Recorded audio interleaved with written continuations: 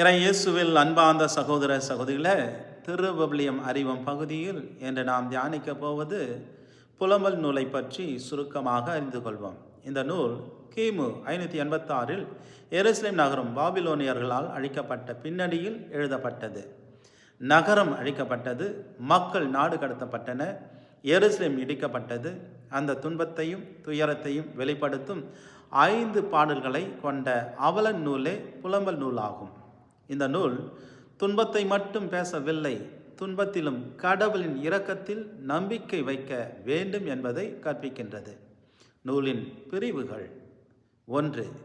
எருசலேமின் துன்பங்கள். முதல் அதிகாரம் எருசலேம் நகரத்தின் அவலத்தை விவரிக்கின்றது. ஒரு காலத்தில் மகிமையுடன் இருந்த நகரம் இப்பொழுது தனிமையிலும் துக்கத்திலும் உள்ளது. மக்களின் பாவங்களால் ஏற்பட்ட இந்த துயரம் குறித்து நகரமே ஒரு பெண்ணை போல அழுகின்றது என்பதை முதல் அதிகாரம் விவரிக்கின்றது. பிரிவு 2. எருசலேமுக்குரிய தண்டனை. இரண்டாவது அதிகாரம் கடவுளின் நீதியான தண்டனையை எடுத்துரைக்கின்றது.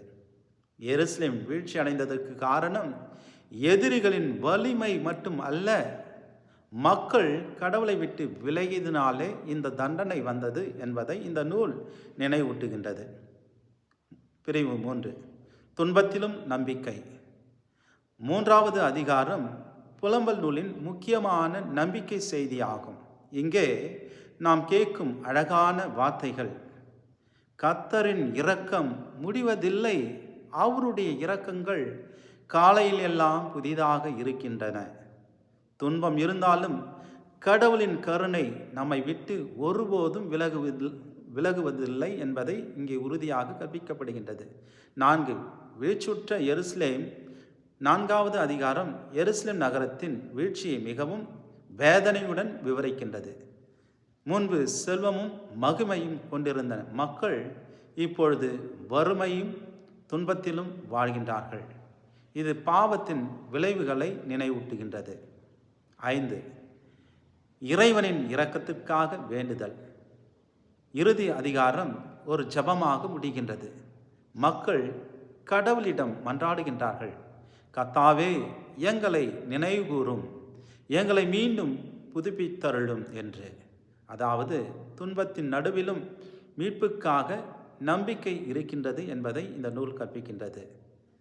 ஆகவே புலம்பல் நூல் நமக்கு சொல்லும் முக்கியமான பாடம்: 1. துன்பம் வாழ்க்கையில் வந்தாலும் கடவுளின் இரக்கம் முடிவதில்லை. அவரை நம்பி திரும்பும்போது அவர் நம்மை மீண்டும் எழுப்புவார் என்பதாகும். ஆகவே அன்பு சகோதர சகோதரிகளே, நாம் கடவுளுக்கு எதிராக பாவம் செய்தாலும் கடவுளுடைய இரக்கத்தை முன்னிட்டு மீண்டும் மனமாறி இறைவனிடம் வந்தால் இறைவன் அவருடைய இரக்கத்தால் நம்மை மீண்டும் கட்டி எழுப்புவார் என்பதை நம்புவோம். ஆண்டவரிடம் திரும்பி வருவோம். மீண்டும் திருவிவிலியம் அறிவும் பகுதியில் சந்திப்போம்.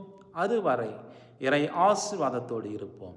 எல்லாம் வல்ல அன்பிறைவன், தந்தை, மகன், தூய ஆவியார் உங்களை ஆசீர்வதிப்பாராக.